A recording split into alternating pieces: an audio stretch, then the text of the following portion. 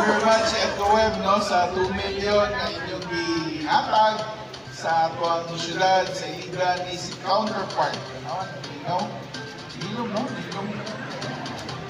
Isip counterpart sa co-designing the program for the city of Iligan. Importante kayo na, actually, very important. Kaya ang tao mismo sa mga communities, asa sila na bilong, may kapagita o pamagi, sa nila pagluwas sa iyong kaugalingon in times of problema. So again, good morning everyone. Vice Mayor Dodo Malimanya, ato ang kanunay na partner sa governance din sa Syudad Iligan, ato mga update tayo na konsihal, Vision Jun Larrazabal, si Michelle Sweet, si Marlene Yang, Teddy Pacanya. Last weekend ko no, nakita ko no siya Kyuta, dito sa may Pindugangan, kaya nagtuko na daw siya Sports Complex. Salamat, Teddy Pacanya. Betsy Salsos, si Sarvi Shakor, Congresswoman Queenie Belmonte, mga department heads na natin kain buntag sa tahan. Ato mga kauban sa national agencies, partners nato, BGMP, na kanunay natin ang atong Bureau of Fire Protection, na napod din kanunay, and well, ang atong mga empleyado, regular, mga casual employees nato din sa ato ang lokal nga kagamanan. Thank you very much. Nagkanta mo kamay nga report. No? Last week, by the way, together with DOH, dito sa opisina, si Doc Glenn Manarpak, na nagdala ang fogging machine. No? Isip official turnover sa pipila ka units na ilang gihatag for the city of Iligan. These are fogging machine, mosquito-borne, no? These anti-mosquito-borne diseases worth 400,000 to 500,000 each. I think we got dalawang piraso turnover sa tuwa din sa Iligan. So dako kayo ng pasalamat sa Department of Health sa ilang gitabang na nato din sa Iligan.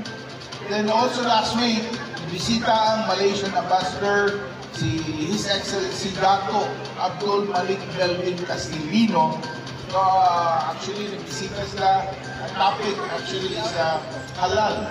No, halal expo and partnership with the city of Iligan.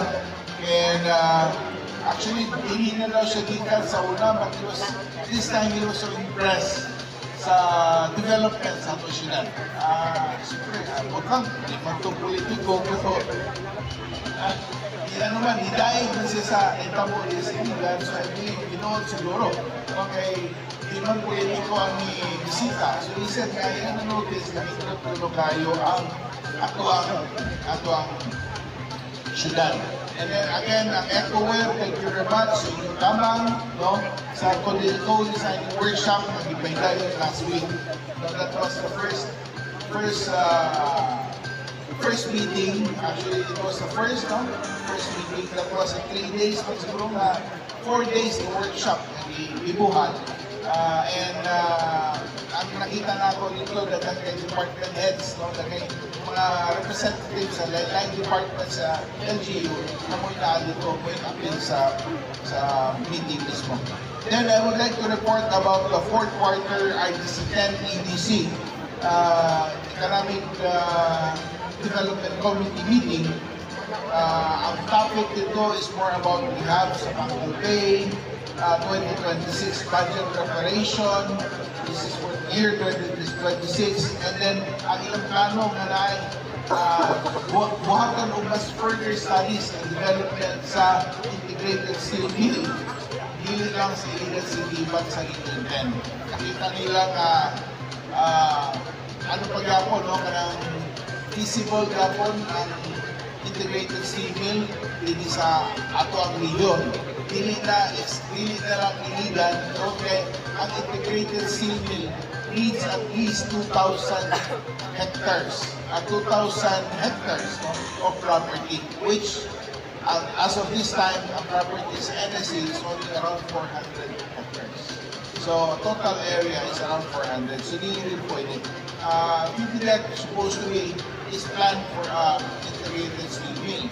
But since the creation sa PPDEC, atong karon wala pa na siya ma-materialize. That's why the kanang relocators kaya po dito, so dili na feasible integrated steel mill. So the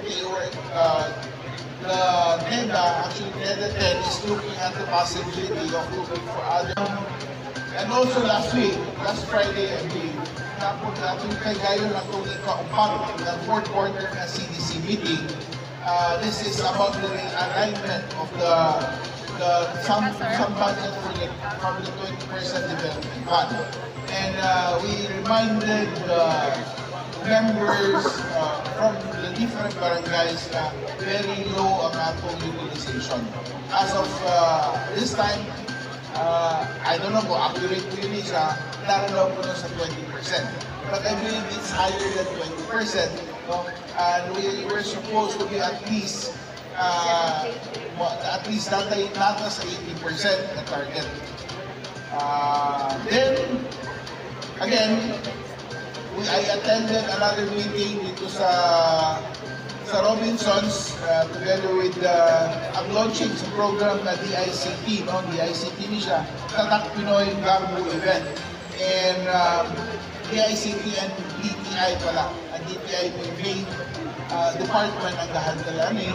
So during that event, one of them is a director from the central office. Si Mr. Assistant Director Joe Dan Larong.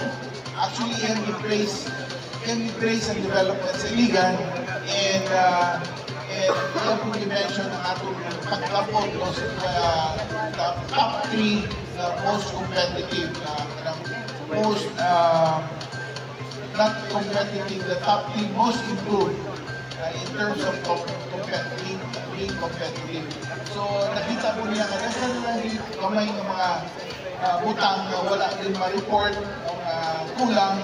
That's why yan encourage and somehow he's positive na by next year sigurado lang somehow yun siya kamay lang yung push mayor, no? Hindi na madugay makuha ninyo ang mas musaka ang inyong competitiveness na being a highly urbanized city. So that's coming from the director himself in charge anak na trabaho. So thank you very much.